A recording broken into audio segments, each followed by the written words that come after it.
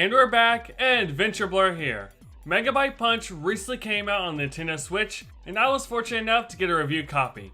The game is about robots living in a computer universe that you're tasked with saving from evil forces. This isn't going to be hard, given the fact that you can steal enemy weapons and powers, and customize yourself with them to your heart's content. Now let's review this game, and let's get started.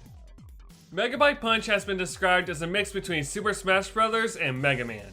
You fight opponents and try to knock them off the stage while bringing their health meter up, just like Smash Bros. And when you beat enemies, you gain their powers through a mod system, similar to Mega Man. After playing the game, I can definitely see all of that, as well as some pretty heavy custom robo inspiration, and how the fights go down and how each option is radically different. In fact, I'd say there's more similarities to Megabyte Punch and custom robo than there ever was to Mega Man. But that's beside the point. I'm not here to compare it to other games. I'm here to talk about the game. First off, the game feels good to control. There's no lag and everything is quick and responsive. None of the buttons feel out of place or mapped poorly either. The controls are just overall good. The game has 3 options at the start. Adventure mode, a good length game mode that can be played with up to 4 players, though I feel like 2 players would be just right. Fight mode, which is a much more streamlined battle mode, and the options mode, which is just, well, options.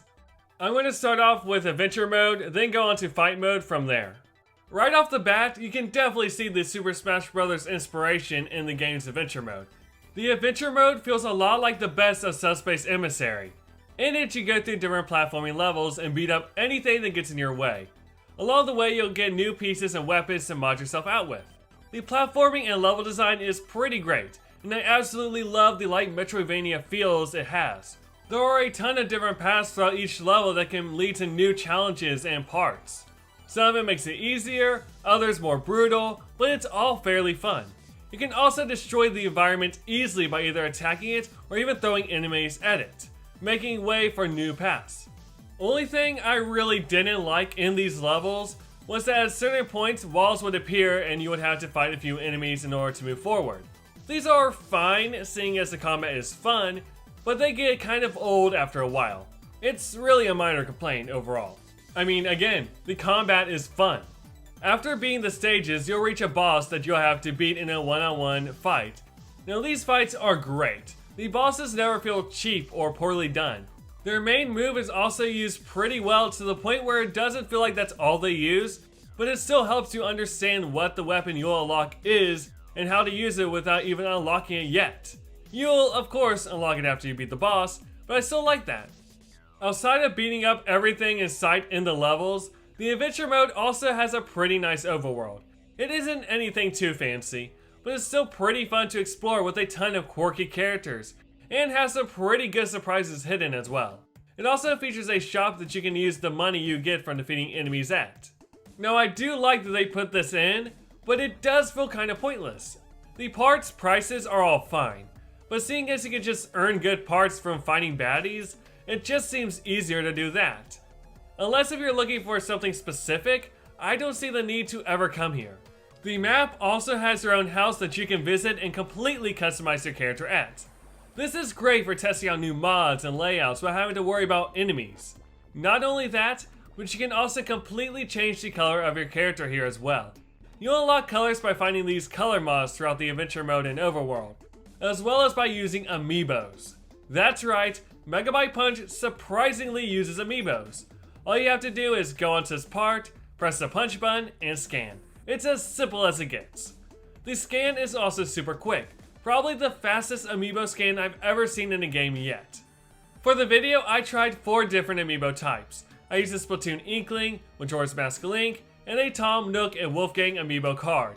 I chose each of these to try to see if the game supports all amiibo types, and I am pleased to report that it does. Each amiibo worked without any issues. Now the skins themselves leave a lot to be desired. They aren't bad, but none of them work with the character I scanned. The only one that kind of made sense was the Wolfgang one, which gave me a pretty sweet black and silver color scheme. My best guess is that the amiibo skins are randomized, which would explain why it didn't take no time at all for it to be scanned, but it's still somewhat disappointing. They're also not saved onto your color options, so if you like a certain color, then you have to manually save it. Not a problem, but still worth noting. Now, something else I didn't like about Adventure Mode that applies not just to it, but the game as a whole, is the backgrounds. The level design, characters, and look of the world is all great, but the backgrounds themselves are just plain. Here's a good example. This background is just an orange color. Now, don't get me wrong, the games are meant to be simplistic, but this still feels like something that could have been improved pretty easily. That about does it for Adventure Mode, which is a pretty amazing experience in and of itself that only needs a few minor tweaks to be even better. Outside of that, there is the Fight Mode, which has two options. Tournament, in which you go up against different bots, and Versus, in which you play against people locally. Now this is something that is very lacking in my eyes. The Tournament mode is fine and is a fun and good way of earning money while also practicing with new mods. But Versus is severely lacking.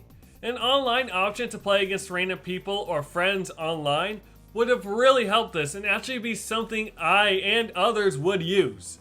But only playing with friends and family locally is just disappointing. I don't have that option a lot of the time, especially with everything going on nowadays, so an online option would be tremendously helpful.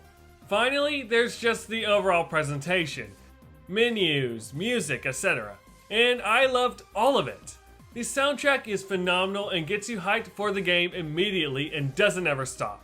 The menu and UI take a little bit to figure out, but are never difficult once you understand it.